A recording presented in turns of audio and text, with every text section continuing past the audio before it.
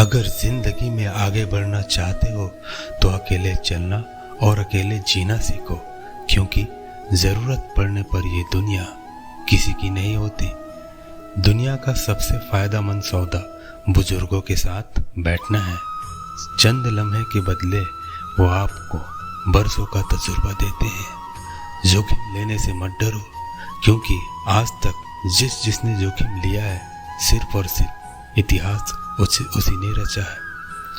छलांग अगर लंबी लगानी हो तो 2-4 कदम पीछे भी हटना पड़ता है। जब तक आप जीवन में खुद को चुनौती नहीं देते हो तब तक आप नहीं जान सकेंगे कि आप में कितनी क्षमता है। संतोष है तो 4 रोटी और 2 कपड़ों में भी आनंद है।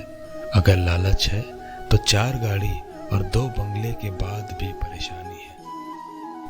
चाहे जितनी भी पीड़ा तुम भोग रहे हो सब तुम्हारे निर्णय का फल है, और जिस दिन तुम निर्णय बदल लोगे उसी दिन जीवन बदल जाएगा। आज की हकीकत यही है, सुन लिया तो सुलझ गए और सुना दिया तो उलझ गए।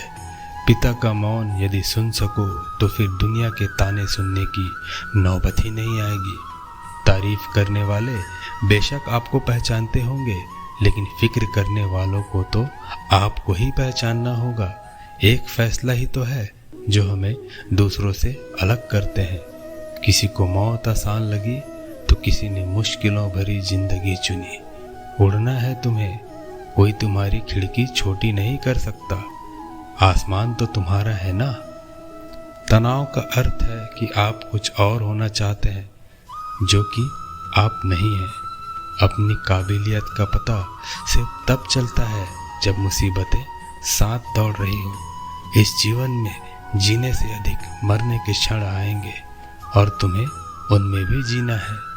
पछतावा हमारा अतीत नहीं बदल सकता और चिंता भविष्य नहीं बदल सकती। इसलिए वर्तमान का आनंद लेना ही जीवन का सच्चा सुख है।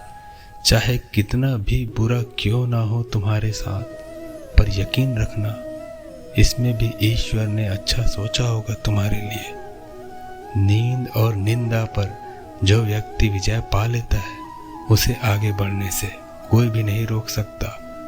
बुद्धिमान सिर्फ वही होता है जो ये जानता है कि उसे बेवकूफ़ कब दिखना है। बातें नहीं, काम बड़े करो, क्योंकि लोगों को दिखाई कम और सुनाई ज़्यादा देता है।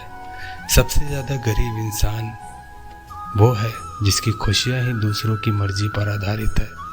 अगर अच्छे कर्म करते हुए भी लोग आप पर शक करते हैं तो करने दो, क्योंकि शक हमेशा सोने की शुद्धता पर होता है, कोयले की कालिक पर नहीं।